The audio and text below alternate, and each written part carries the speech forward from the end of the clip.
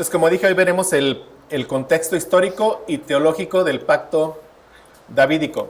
Vamos a dar lectura para que ustedes vayan en su mente, ¿verdad? Ya tratando de ir teniendo la historia del Señor desde Génesis hasta donde vamos, para que, si Dios quiere y los use, compartir el Evangelio, puedan llevarlos a Cristo desde cualquier punto de la Escritura. Entonces hemos visto que Dios crea al hombre a su imagen y a su semejanza, y lo crea para el pacto de obras, Génesis 2, 15 al 17. El hombre falla la prueba y es expulsado del Edén, pero no sin antes haber recibido la promesa de Génesis 3:15 de que vendrá un descendiente de la mujer que aplastaría la cabeza de la serpiente. La maldad de los hombres llega a tal punto que amenaza con extinguir a la simiente de la mujer, Génesis 6, 5 al 7. Y Dios desata un diluvio como un juicio sobre toda la tierra, no sin antes haber derramado su gracia sobre Noé y su familia, Génesis 6, 8. 8 personas son preservadas por causa de la simiente prometida, porque aún no había llegado a la tierra. Pero de nuevo la maldad se incrementa y la simiente de Satanás levanta una torre en Babel. Se quieren erigir un nombre y no quieren esparcirse como Dios había mandado sobre toda la tierra. Dios desciende y confunde sus lenguas, Génesis 11, del 1 al 9.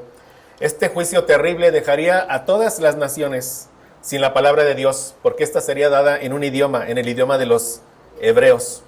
Abraham, como muchos de los hombres de este tiempo, estaba adorando a otros dioses, Josué 24:2.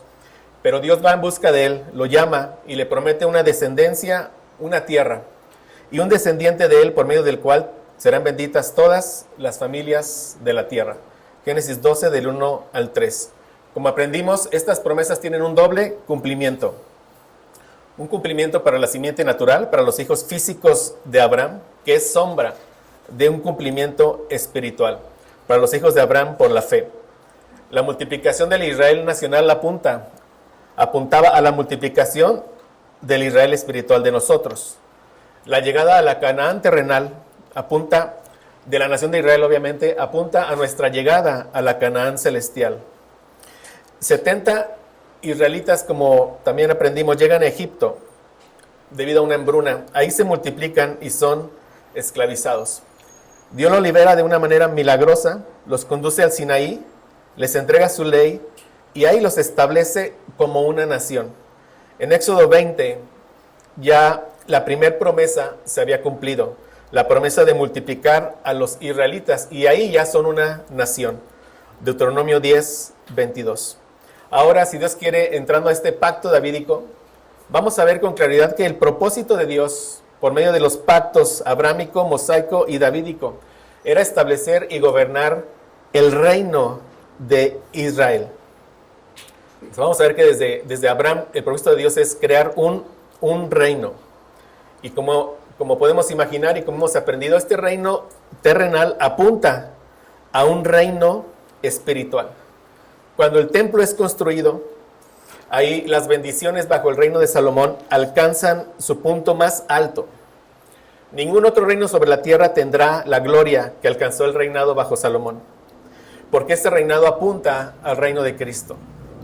Sí, estas bendiciones apuntan a aquellas que traerá el verdadero rey de Israel, sí, nuestro Señor Jesucristo.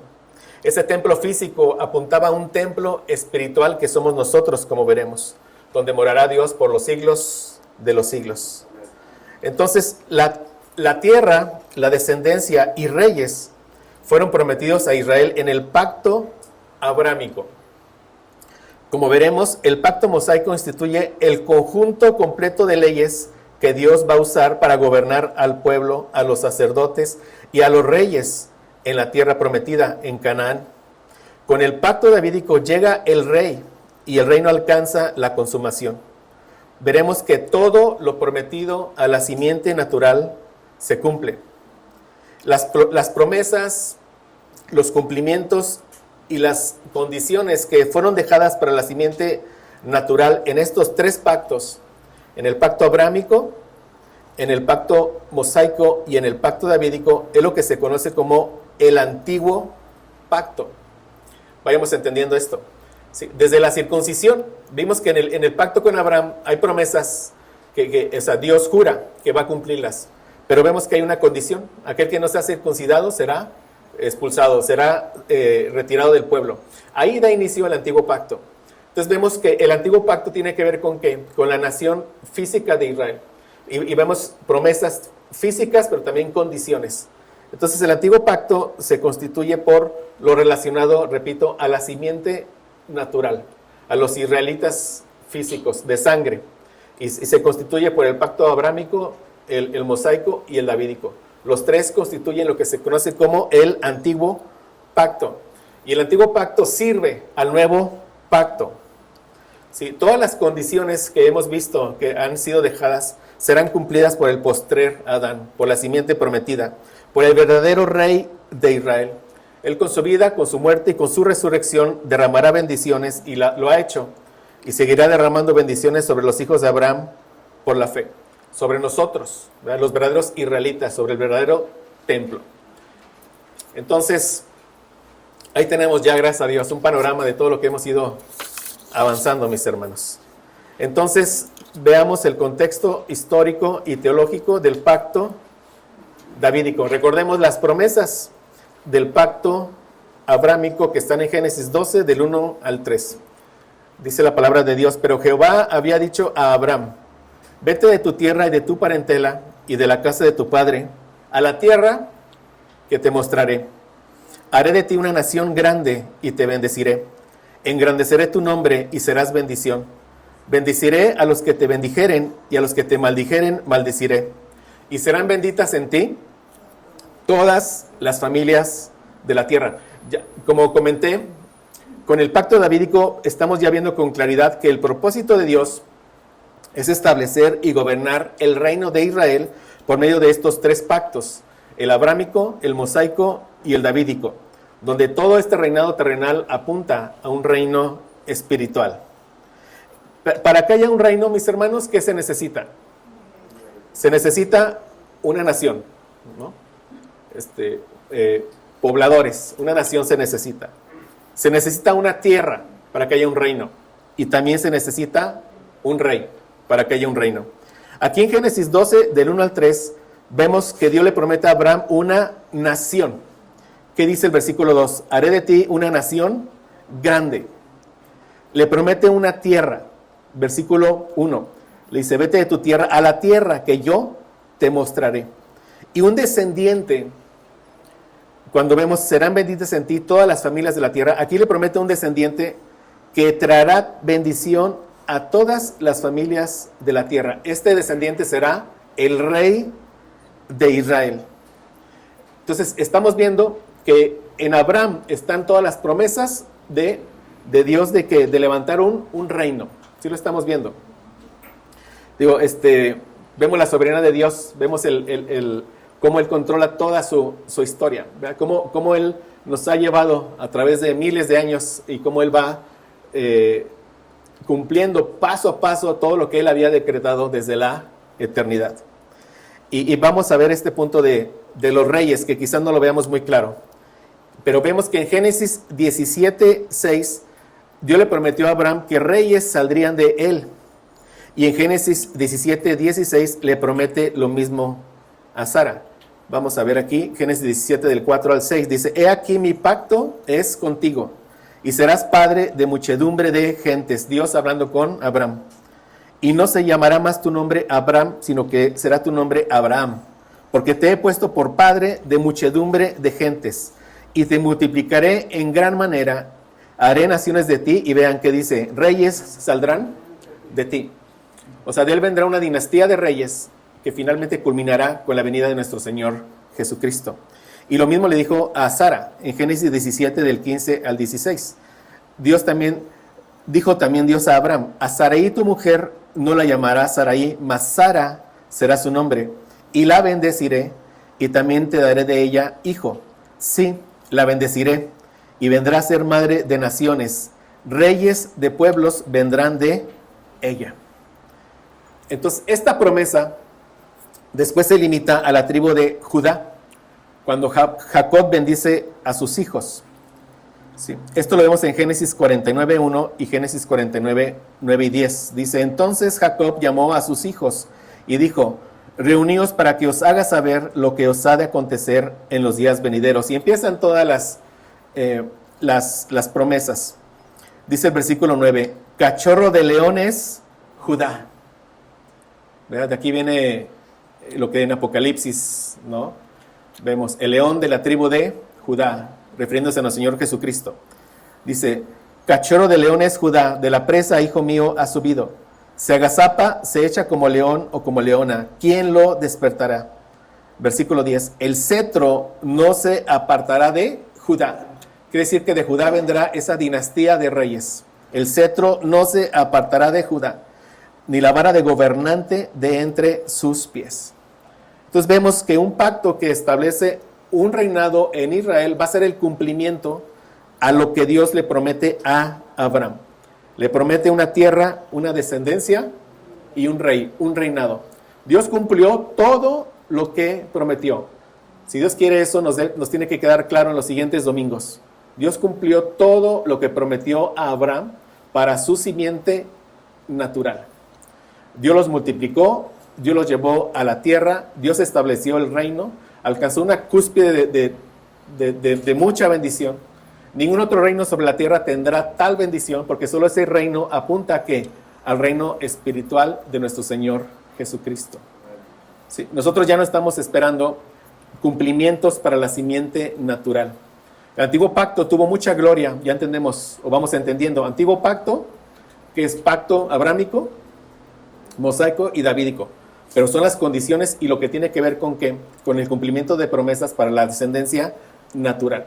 Ya no estamos esperando cumplimientos porque veremos que Dios cumplió todo lo que prometió.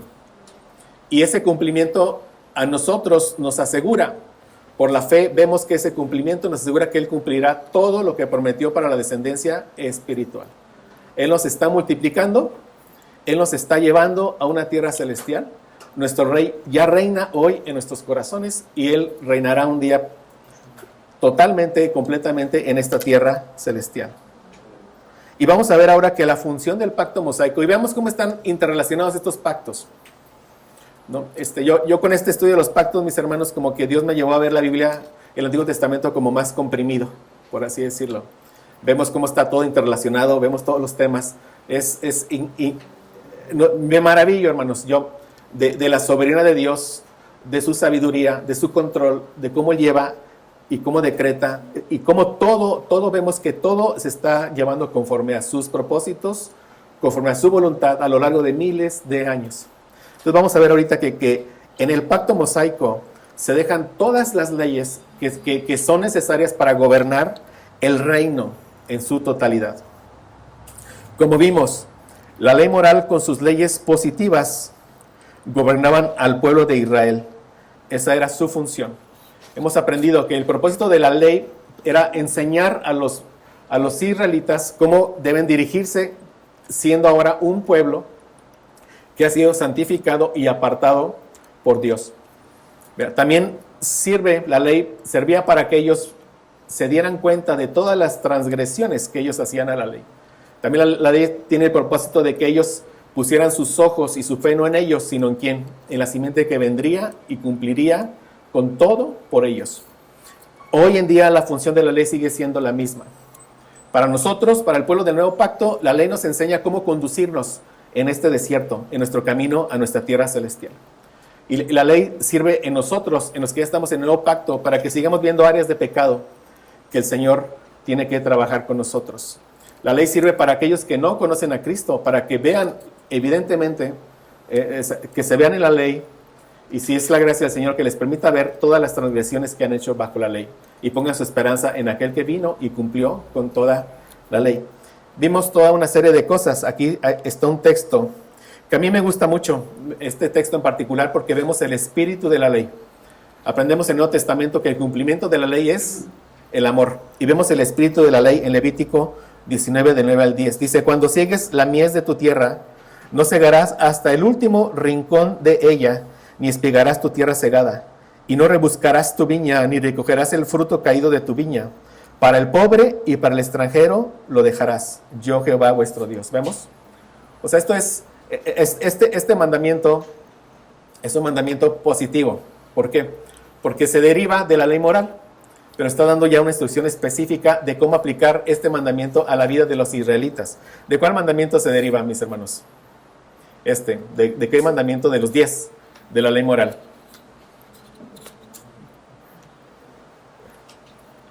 No codiciarás.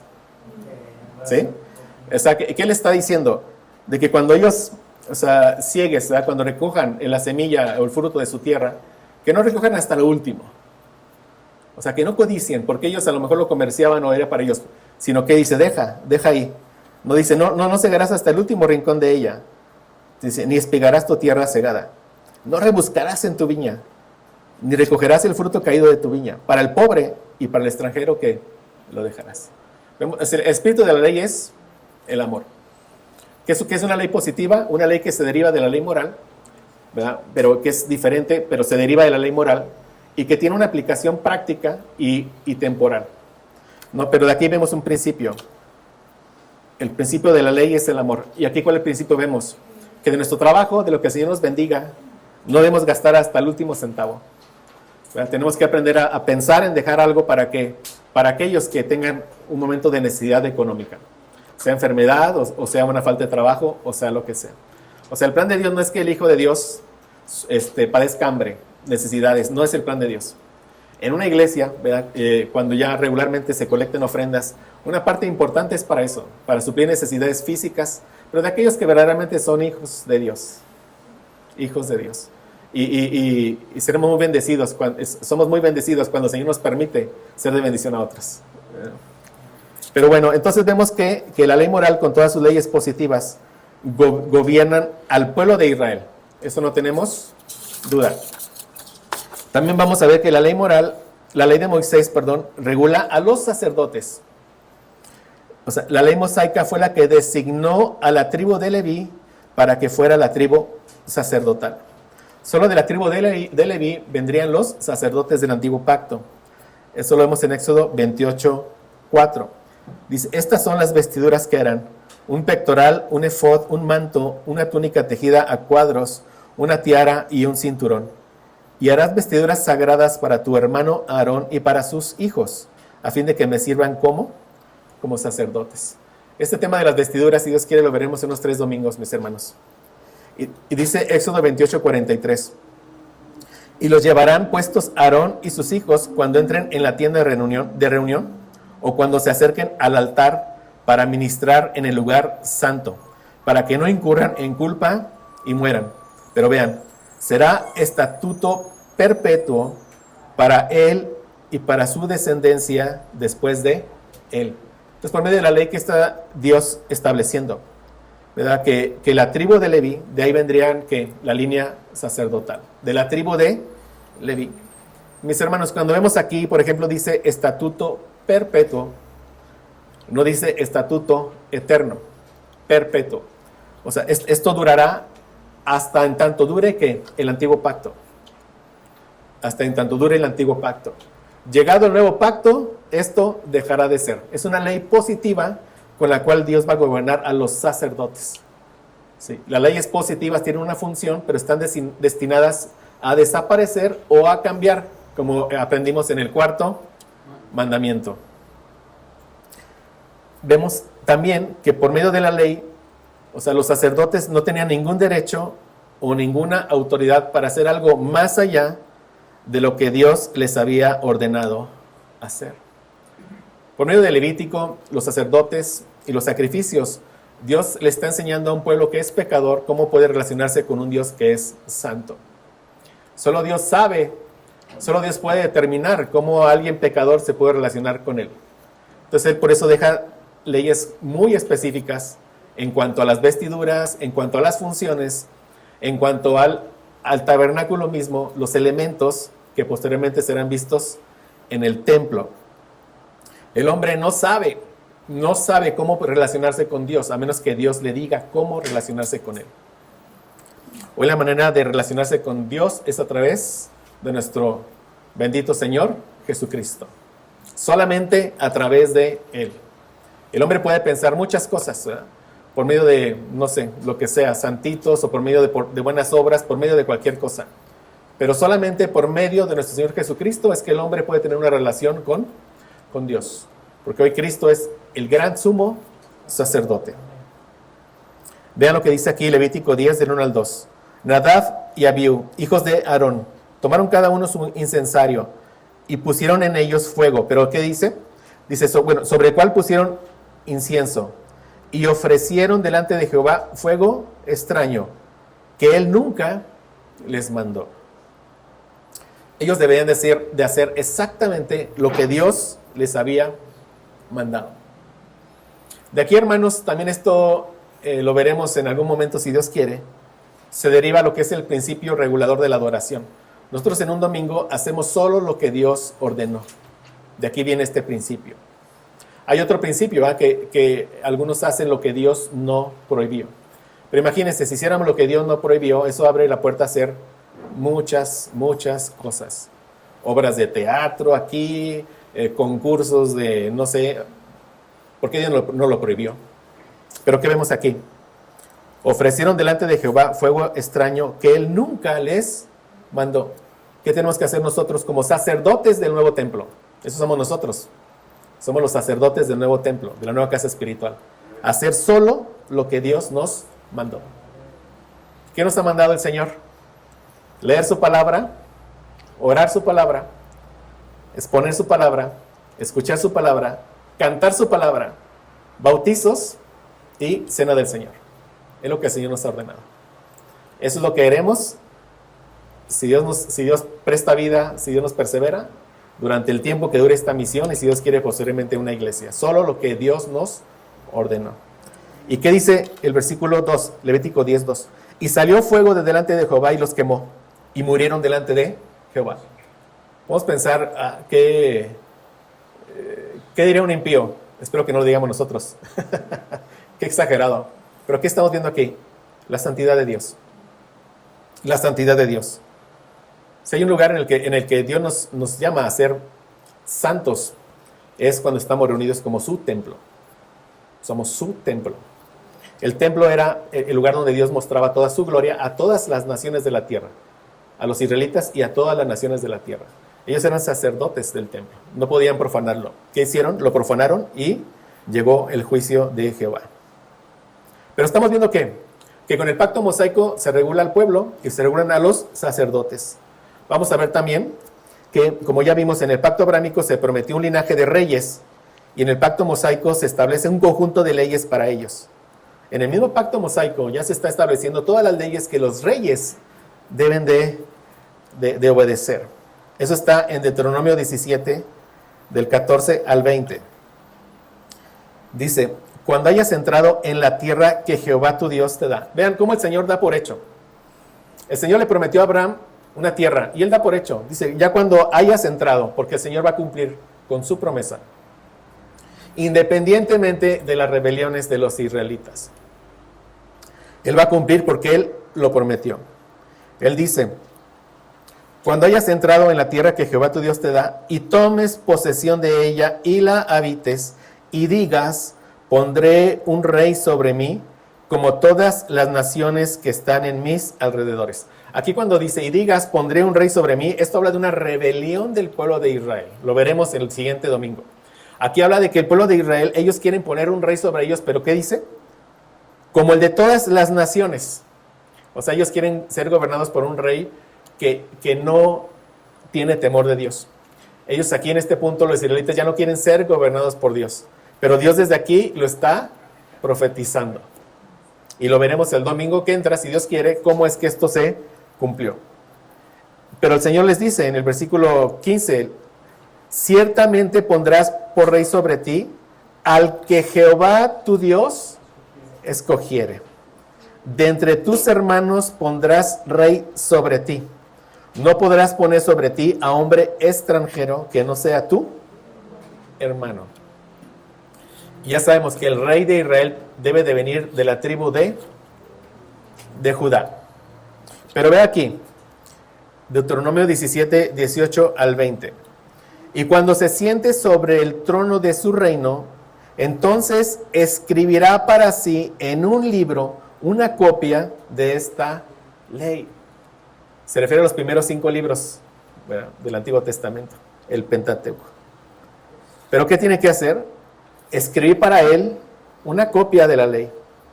Dice, del original que está al cuidado de los sacerdotes levitas. Versículo 19. Y lo tendrá consigo. Vean. Y leerá en él todos los días de su vida. Nosotros hoy somos un reino de sacerdotes. Esto aplica directamente para todos nosotros. ¿Qué tenemos que hacer? Leer la ley todos los días de nuestra vida. Para nuestro beneficio, para conocer a Dios, para amarlo, para obedecerlo. Amén. Pero dice, para que aprenda a temer a Jehová su Dios. De esto del temor de Dios veremos en la siguiente hora. Pero aquí habla de un temor reverente, no de un terror, no de miedo. Un temor reverente, un temor de conocer quién es su Dios. Un temor que los lleva a amar, a obedecer a Dios en reverencia. Dios es nuestro Padre, ¿verdad? Pero es un Dios temible. Entonces eso infunde un temor santo, un temor que nos lleva a obedecerlo. Pero dice, para que aprendas a temer a Jehová tu Dios. La manera de tener un temor a Dios es leyendo su palabra, porque ahí lo conocemos a Él. Y dice, para guardar todas las palabras de esta ley y estos estatutos para ponerlos por obra. La sabiduría de Dios, mis hermanos, en verdad, espero que nos ayude a verla cada vez más y más. Hasta este momento no hay una cabeza federal en el pueblo de Israel.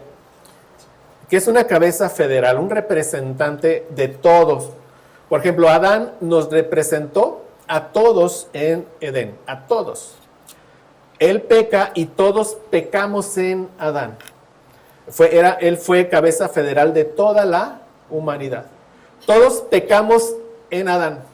La muestra de que, la evidencia de que todos pecamos en Adán es que nacimos muertos en delitos y pecados y pecamos.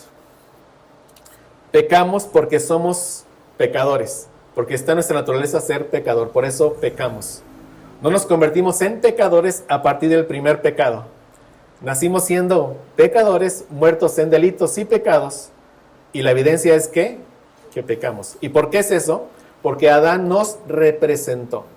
Hasta este punto no hay una cabeza federal. O sea, Moisés no es una cabeza federal.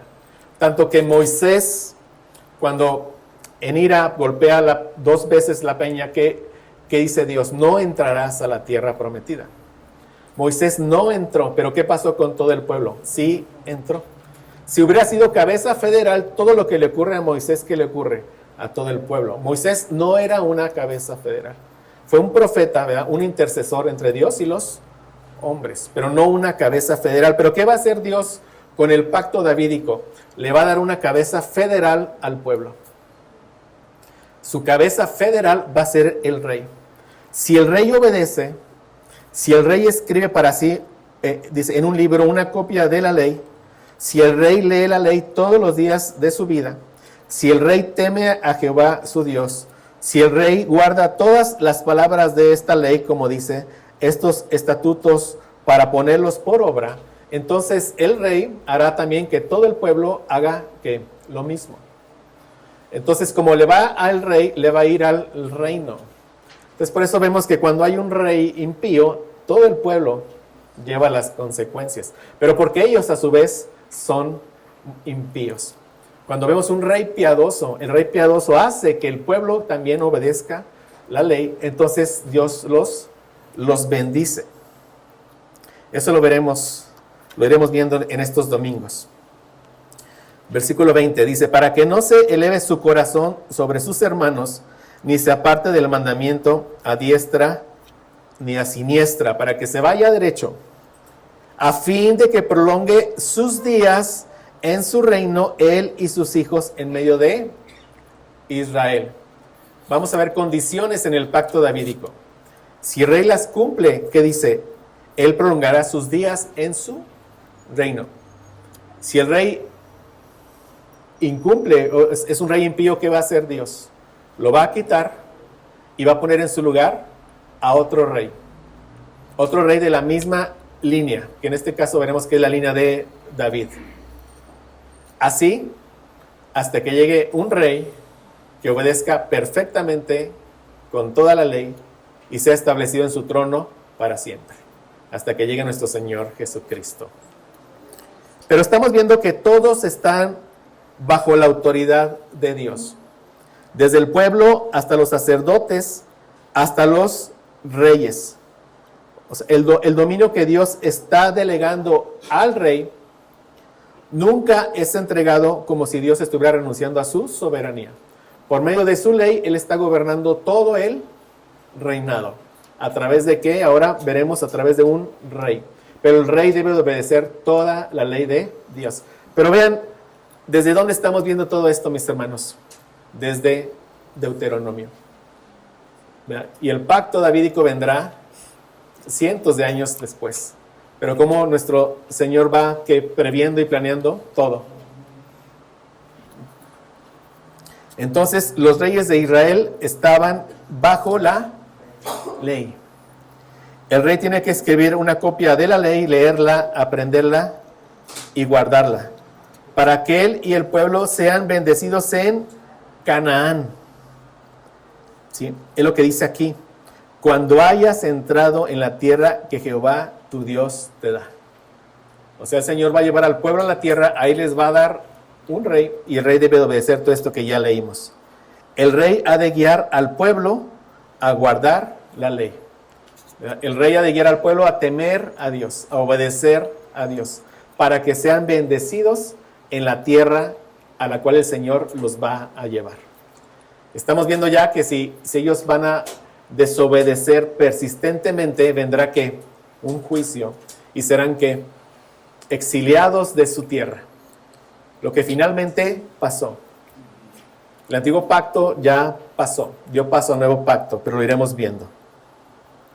Pero este es un fuerte contraste entre los reyes de la antigüedad y los reyes de Israel.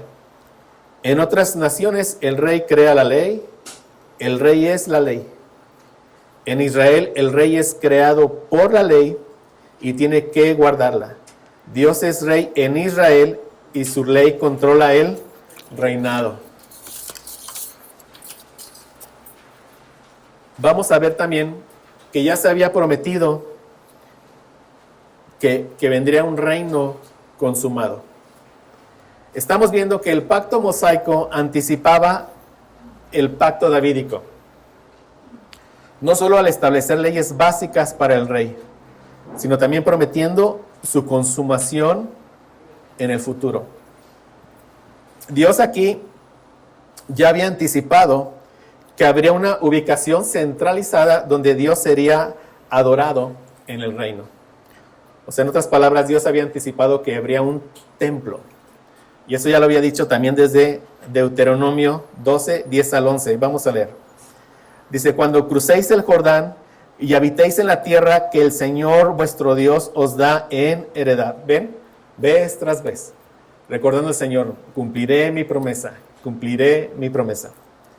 Y Él os dé descanso de todos vuestros enemigos alrededor de vosotros para que habitéis seguros. Entonces sucederá que al lugar que el Señor vuestro Dios escoja para morada de su nombre. ¿A qué se está refiriendo aquí? A un templo. Allí traeréis todo lo que yo os mando, vuestros holocaustos y vuestros sacrificios, vuestros diezmos y la ofrenda alzada de vuestra mano, y todo lo más selecto de vuestras ofrendas votivas que habéis prometido al Señor. Entonces vemos que ellos van a entrar en la tierra. Ahí en la tierra ellos van a tener reposo de todos sus enemigos. Así como nosotros, mis hermanos. Cuando ya estemos en la tierra celestial tendremos reposo de todos nuestros enemigos. de la carne, del mundo, de Satanás. Evidentemente, este reposo que experimentaron en el antiguo pacto, hacer un reposo en esta tierra y en este mundo caído, era un reposo temporal. ¿Por qué? De nuevo, porque eso apuntaba ¿a qué? A un reposo eterno. No podía ser un reposo eterno, porque en esta tierra caída, maldecida por Dios, por el pecado, no puede haber un reposo eterno. Es imposible. Siempre estaremos en guerra con nuestras pasiones, con el mundo y con Satanás. O sea, aquí nunca puede haber un verdadero reposo. Pero este reposo que ellos experimentan, como veremos, como dice aquí, de todos sus enemigos, de nuevo, ¿a qué apuntaba, mis hermanos? A un reposo eterno. ¿Sí estamos viendo? Sombras, realidades. Antiguo pacto, sombras, realidades, nuevo pacto. Que ya las estamos viviendo nosotros, pero las viviremos plenamente cuando estemos en la tierra celestial. Entonces, vemos que lo que realmente va a llevar al reino israelita a su etapa completa y consumada es cuando Dios hace que su nombre more en un lugar concreto. En otras palabras, cuando haya un templo establecido de la presencia y bendición de Dios en un lugar determinado, entonces el reino de Israel será consumado. Cuando eso ocurra, todas las promesas de Dios fueron cumplidas. Y como veremos, la labor del rey será construir el templo. Y hoy, ¿quién está edificando el templo? El Rey de Reyes y Señor de Señores. Él de manera soberana escoge cada piedra que formará parte del templo. Él nos escogió y nos agregó a su templo. Es el arquitecto y constructor de la casa de Dios, nuestro Señor Jesucristo. Él está construyendo su morada y nos ha hecho parte de eso. Somos parte de un templo espiritual. Espero que con lo que veamos nos quede a todos muy claro que no estamos esperando la construcción física de un tercer templo. Eso puede ocurrir, pero no tiene nada que ver con los planes redentores de Dios. ¿Sí, mis hermanos? Es como si las Torres Gemelas hoy se volvieran a construir. Puede ocurrir, pero no tiene que ver nada con los planes redentores de Dios. Ya nuestros ojos no están puestos allá. ¿Están puestos en qué? En el regreso de nuestro Señor Jesucristo. Amén. Entonces, cuando el pueblo de Dios esté en la tierra de Dios, con la presencia y bendición de Dios, con su rey, porque ya tendrán también su rey, que será quien construirá el templo, entonces Dios ya verá a este reino terrenal de Israel, ya lo habrá consumado. ¿Sí, mis hermanos? Ya tenemos de nuevo el pueblo de Dios en la tierra de Dios, bajo el rey, en el templo que el mismo rey construyó. La presencia de Dios en medio del pueblo. En ese punto el reino fue consumado. Pero veremos que también había muchos problemas durante el pacto mosaico. Josué describe el cumplimiento de la tierra prometida por Dios a Abraham. De esto, mis hermanos, veremos con más detalle. En su momento, cuando avancemos más, veremos cómo Dios cumplió todo lo que prometió a la nación de Israel. Pero aquí vemos lo que dice en cuanto a la tierra, en Josué 21, 43 y 45. Dice, de esta manera dio Jehová a Israel toda la tierra que había jurado dar a sus padres, y la poseyeron y habitaron en ella. Y Jehová les dio reposo alrededor, conforme a todo lo que había jurado a sus padres, y ninguno de todos sus enemigos pudo hacerles frente, porque Jehová entregó en sus manos a todos sus enemigos. Vean, Josué 21, 45. No faltó palabra de todas las buenas promesas que Jehová había hecho a la casa de Israel. Todo se cumplió. En este punto de la historia, Dios ya había cumplido con multiplicar a Israel, con hacerlos una nación. En este punto de la historia ya había prometido con darles la tierra. ¿Sí? Y vemos, el reino faltaba que se consumara con lo que ya estamos viendo. Pero,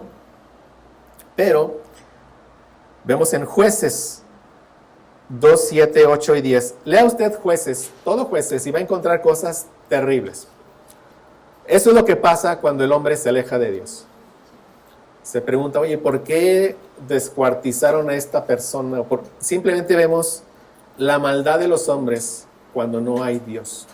Es un clímax de la maldad, para eso se nos deja Jueces.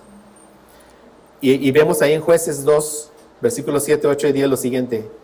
Dice, y el pueblo había servido a Jehová todo el tiempo de Josué y todo el tiempo de los ancianos que sobrevivieron a Josué, los cuales habían visto todas las grandes obras de Jehová que él había hecho por Israel.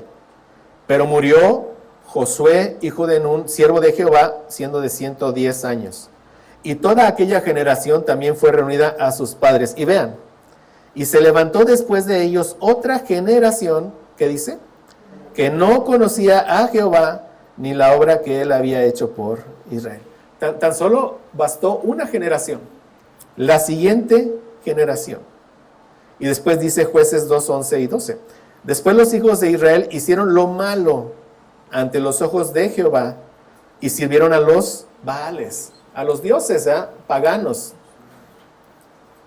Dejaron a Jehová, el Dios de sus padres, que los había sacado de la tierra de Egipto, y se fueron tras otros dioses, los dioses de los pueblos que estaban en sus alrededores, a los cuales adoraron y provocaron a ira a Jehová.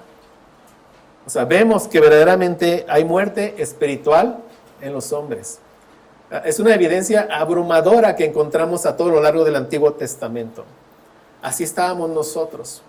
Y por eso damos gracias al Señor que nos amó y nos escogió desde la eternidad para ser sus hijos. En su momento Él nos llamó eficazmente cuando el Evangelio fue predicado. Solo fue por su obra que estamos aquí. Espero que cada vez eso nos quede más claro. ¿Sí? El hombre por sí mismo no puede tomar una decisión de seguir a Cristo. No puede. No puede. Vemos la evidencia aquí abrumadora de eso. La hemos visto desde los hombres antes del diluvio, en la Torre de Babel, la estamos viendo en todo Jueces, y se ve a todo lo largo con las rebeliones de los mismos israelitas, el becerro de oro, etc.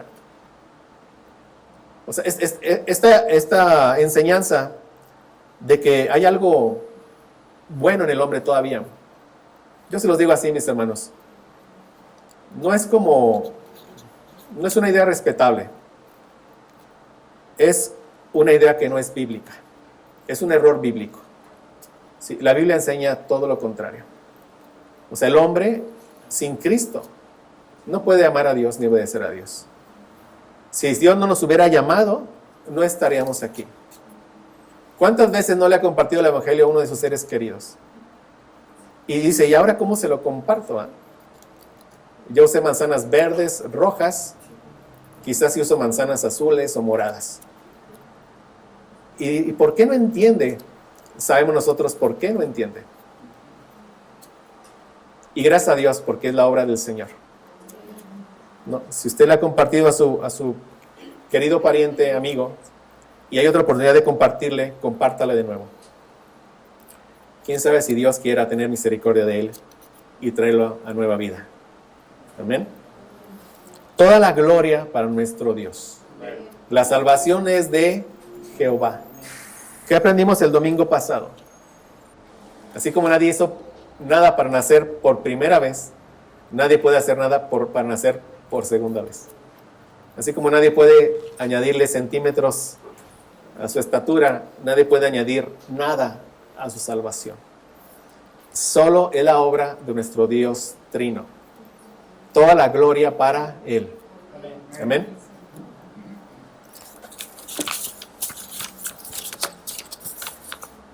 Dice Jueces 2, 13 y 14. Y dejaron a Jehová y adoraron a Baal y a Astarot. Y se encendió contra Israel el furor de Jehová, el cual los entregó en manos de robadores que los despojaron y los vendió en mano de sus enemigos de alrededor. Y no pudieron ya hacer frente a sus enemigos. Algunos ven esto, algunos que entienden la teología de una manera distinta a como la estamos entendiendo nosotros, como que por estas razones es que Dios no ha cumplido. Pero lo que no ven es que el antiguo pacto era condicional. Condicional. Dios cumplió todo lo que prometió, pero también dejó condiciones de obedecerle a Dios en la tierra prometida. Y si ellos desobedecen obstinadamente, ¿qué va a pasar? Esto. Vamos a empezar a ver juicios de Dios hasta el punto en que ese juicio fue definitivo y fueron expulsados de la tierra. Pero vean ustedes, siempre vemos la misericordia del Señor. Sí, lo hemos visto también. Ante la rebelión del hombre, siempre vemos la misericordia de Dios. Siempre la vemos. Jueces 2, 16, 18. Y Jehová levantó jueces que los librasen de mano de los que les despojaban. Pero tampoco oyeron a sus jueces, sino que fueron tras dioses ajenos, a los cuales adoraron. Se apartaron pronto del camino en que anduvieron sus padres, obedeciendo los mandamientos de Jehová. Ellos no hicieron así. Y cuando Jehová le levantaba jueces, Jehová estaba con el juez y lo libraba de mano de los enemigos todo el tiempo de aquel juez, porque Jehová era movido a misericordia por sus gemidos a causa de los que los oprimían y afligían. Jueces 2:19. Mas acontecía que al morir el juez, ellos volvían atrás y se corrompían más que sus padres, siguiendo a dioses ajenos para servirles, e inclinándose delante de ellos, y no se apartaban de sus obras, ni de su obstinado camino. Vemos en Jueces este patrón.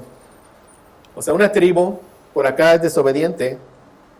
Dios permite, ¿verdad?, que uno de los extranjeros, de las naciones extranjeras que ahí viven, los oprima, pero le levanta un juez, un libertador. Esa tribu es restaurada, pero de nuevo después, ¿qué pasa? El juez muere, la tribu cae en rebelión y de nuevo se va repitiendo. O sea, es algo fragmentado. Ocurre una tribu por aquí, una tribu por allá, por allá, por allá. Pero es un mismo patrón que se va dando. Hay una rebelión, Dios tiene misericordia, les da un juez, los libera de sus enemigos. Pero ¿qué pasa después? Como dice aquí, que este juez muere y ¿qué pasa? Ellos se entregan aún más a los Baales. Es lo que está pasando. Era un reino fragmentado. Y además en Jueces hay una declaración muy importante que se menciona varias veces a lo largo de este libro de Jueces, pero se menciona en el último versículo de todo Jueces. En Jueces 21-25 dice: en estos días no había rey en Israel, cada uno hacía lo que bien le parecía. ¿Vemos? Todo esto es el contexto que tenemos en el pacto davídico. Israel entra en la tierra como le fue prometido a Abraham, pero ellos desobedecen la ley entregada por Moisés y como resultado fueron afligidos, oprimidos por sus enemigos. No había rey en Israel, no había obediencia. La ley era descuidada por completo y el pueblo, ¿qué? Sufría. ¿Qué necesitaban? Un rey. Un rey, mis hermanos. Pero vamos a ver cuál fue la preferencia del pueblo antes de que llegara David. David no fue el primer rey de Israel. Vemos aquí en 1 Samuel 8, del 7 al 9, que el pueblo de Israel estaba siendo amenazado en este entonces por los amonitas. Ellos querían un rey que luchara por ellos. Le piden a Samuel, quien era en este entonces, ¿verdad?, uno de los jueces y profeta, que le nombrara uno. Samuel no quería, pero Dios le dijo a Samuel que lo permitiera. Eso lo vemos aquí en 1 Samuel 8, 7 al 9. Y dijo Jehová a Samuel: oye la voz del pueblo en todo lo que te digan, porque no te han desechado a ti. ¿Vemos? ¿Qué está haciendo el pueblo? Desechando a su Dios. Él quiere un rey como lo de las otras naciones. Quieren leyes como de las otras naciones. No quieren la ley de Jehová. Es un rechazo obstinado del pueblo de Dios, del antiguo pacto. Dice: sino a mí me han desechado para que no reine sobre ellos, conforme a todas las obras que han hecho desde el día que los saqué de Egipto hasta hoy, dejándome a mí y sirviendo a dioses ajenos. Así hacen también contigo. Ahora pues oye su voz, mas protesta solemnemente contra ellos y muéstrales cómo les tratará el rey que reinará sobre ellos.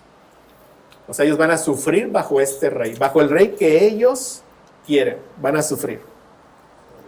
Pero vemos que Israel estaba desechando al Dios cuando ellos pedían un rey. Samuel les advierte, ¿verdad?, que este rey va a tener.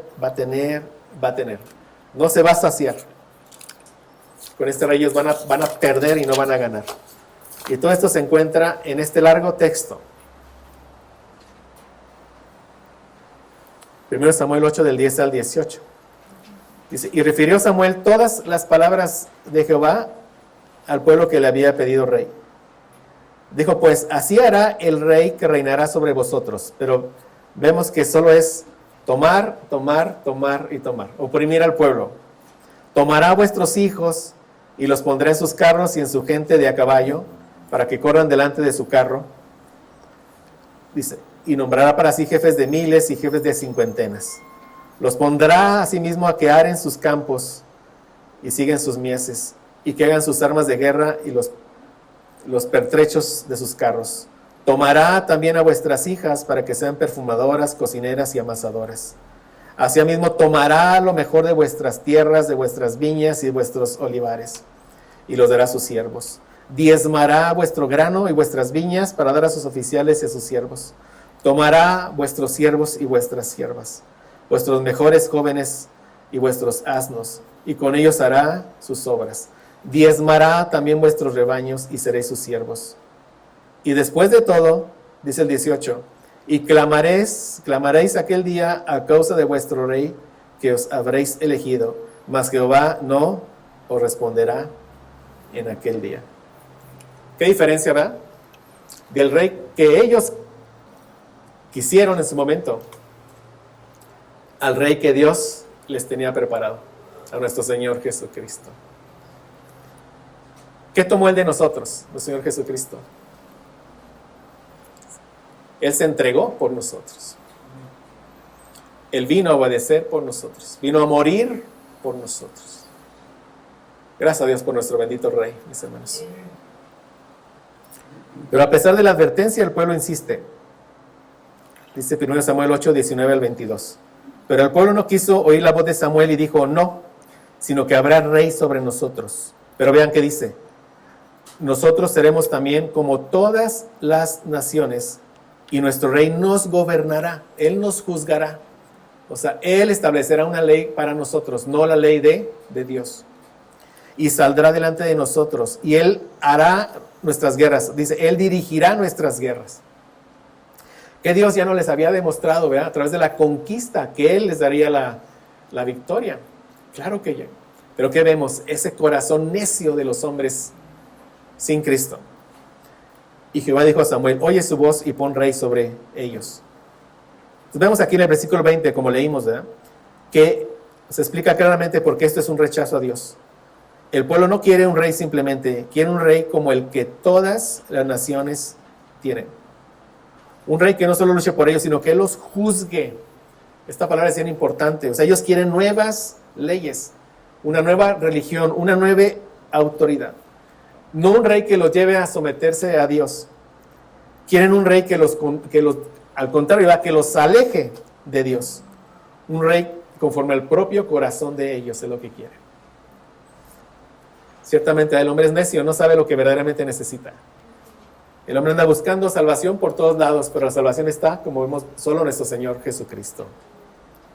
Entonces la primera elección del rey de Israel no fue según la elección de Dios. Saúl no era un hombre conforme al corazón de Dios. Tampoco era miembro de la tribu de Judá. Él era de Benjamín. ¿Y qué había dicho? El cetro no se apartará de Judá. El reinado de Saúl resultó en un fracaso. Fue establecido por el hombre y se desmorona. En el tiempo de Dios, Saúl y todo su linaje fueron muertos y quitados del trono. Entonces vemos cada vez, ¿qué estamos viendo? O sea, vemos que lo que Israel necesita es que llegara un rey. Sí vemos, o sea, ¿cómo se está anticipando esto? Israel necesita un rey que cumpla con toda la ley de Moisés por la nación, porque ya este rey es cabeza federal, por la nación, que lo lleve a obedecer la ley de Dios, que traiga bendición y liberación de todos los hijos espirituales de Abraham, de todos nosotros. Es lo que se está anticipando. ¿Sí lo vemos, mis hermanos? Se está anticipando la llegada del Rey de Reyes y Señor de Señores. Entonces, veremos que vayamos como en nuestra mente que Dios nos ayude a ir interrelacionando los pactos como los que estamos viendo para ver la sabiduría de Dios en los pactos. O sea, estos beneficios de la vida, muerte y resurrección de nuestro Señor Jesucristo se hacen disponibles mediante el nuevo pacto. Como veremos, ya estamos en las vísperas, mis hermanos, de llegar al nuevo pacto. Pero desde los inicios, los pactos abrámico, mosaico y davídico, como vimos, estos forman el antiguo pacto. No solo anticipan el nuevo pacto, sino que lo llevan dentro de él. ¿Sí vemos esto, mis hermanos? O sea, lo quise poner en estas palabras. El antiguo pacto está preñado del nuevo pacto. ¿Por qué? Porque el antiguo pacto promete el nuevo pacto. ¿En qué sentido? Promete que de ellos vendrá un rey de los judíos, un rey que obedecerá con toda la ley y traerá bendiciones a todo el pueblo. Entonces el pueblo del antiguo pacto da paso al pueblo del nuevo pacto. Era necesario lo primero para que llegara lo segundo. Y una vez llegado lo segundo, que es el nuevo pacto, lo primero, que es el antiguo pacto, ya estaba destinado a ¿qué? A desaparecer, como vemos en Hebreos 8:13. Al decir nuevo pacto, ha dado por viejo al primero, y lo que se da por viejo y se envejece, está próximo a desaparecer. Amén. Hoy estamos viviendo, por la gracia del Señor, en el nuevo pacto. Antiguo pacto tuvo mucha gloria, sí, porque venía preñado de ¿qué? Del nuevo pacto. Antiguo pacto promete un rey y el rey llegó. El rey cumple con todo y ahora el rey da bendiciones bajo el nuevo pacto. Amén.